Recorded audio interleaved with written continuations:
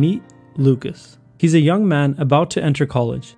He's had a difficult life growing up with his only parent, his mother, and his younger sister. Due to his difficulties in facing his adversities, he's lived a fairly unhealthy life and constantly indulges in partying, drinking, and smoking. One day, his mother got quite sick and was rushed to the emergency. The most important person in his life, his rock through all the difficult times, was on the verge of death. She put up a good fight, but unfortunately passed, and Lucas became the man of the house. Not only did he have to take care of himself, but his sister as well. It was summer break, and so Lucas immediately took on a full-time job as a janitor. He had to provide for himself and his younger sister. His only goal was to go to work each day and clean. Day in and day out he went. He took on every opportunity at extra shifts. His discipline in working was unwavering. He used the money to buy himself and his sister some food for dinner every night. He didn't want to tell his friends he was working as a janitor, so when they asked if he wanted to go out in the evenings and party, he decided that he would tell them that he had to tutor his little sister and cook her dinner. Lucas fell into the flow of going to work every day and eventually got used to it. It wasn't a chore for him anymore. He decided to stop buying junk food for himself and his sister and decided he would cook them a healthy dinner after work each day and then prepare a breakfast for the next day. He kept this routine up, working and then cooking, working and then cooking. Finally, school time rolled around and Lucas had to attend classes. He was juggling a lot at once, so now he rolled his hours back to part-time and had to make sure he attended class every single day so he didn't fall behind. Regardless of how he felt, he always went. He went to class, came home and worked, and then cooked dinner and breakfast. Lucas kept this up for the whole time in college. He was able to put himself through college and graduate with honors. He landed a good paying job upon graduation and maintained his good habits. Eventually, he was able to put his younger sister through college as well. He got married and eventually so did his sister. They remained best friends throughout life and they reminisced on how happy their mother would have been of Lucas. How he turned his life around and went from lazy and out of control to in control of his destiny and the true king of his fate.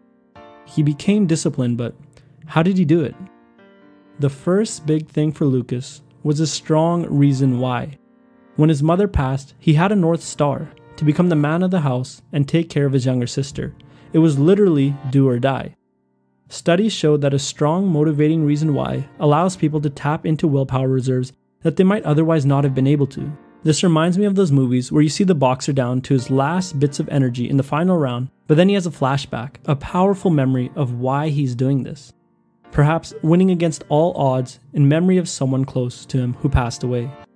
Studies also show that a strong motivating reason why may only act as a buffer or a temporary solution to increase willpower, and that willpower still does have a finite limit. In our example, Lucas had a strong motivating reason for why he was trying to become more responsible, but that doesn't mean that reason can motivate him to do an infinite amount of things for an infinite amount of time.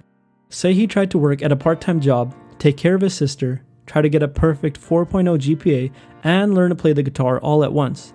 It would be difficult, if not impossible, regardless of how strong his motivating reason why was. But in our case, Lucas started by focusing on one task only, which was work. He went to work every day. Once that became a habit, he directed his willpower and self-discipline onto another singular activity, which was cooking, followed by school, and that's the key.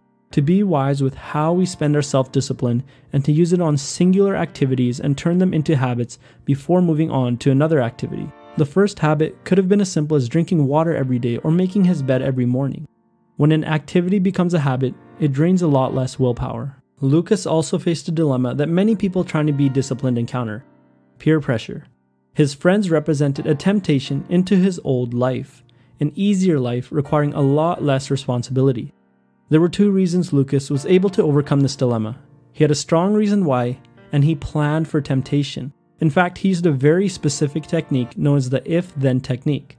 He had planned that if his friends asked him to go out and party, then he would tell them that he had to tutor his sister and cook dinner. This was a pre-planned decision of self-control and avoided him having to exercise willpower to resist the temptation. This is a great strategy to use when we anticipate that there will be times when temptations will arise and our willpower might be low. It's an automatic and pre-planned response to a temptation. Studies show that practicing self-discipline increases self-discipline in subsequent acts. It's like a muscle.